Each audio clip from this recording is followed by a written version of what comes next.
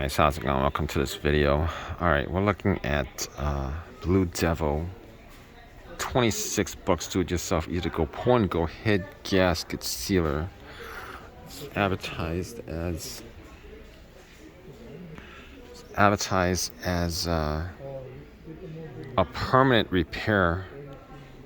26 bucks. I gotta tell you something. I had a Prius that I could have used something like this on, but I didn't. I mean, it was worth a shot, but I didn't want to. A lot of times what happens is, if you guys use this stuff, not just... a lot of times what happens is it'll just clog up your radiator.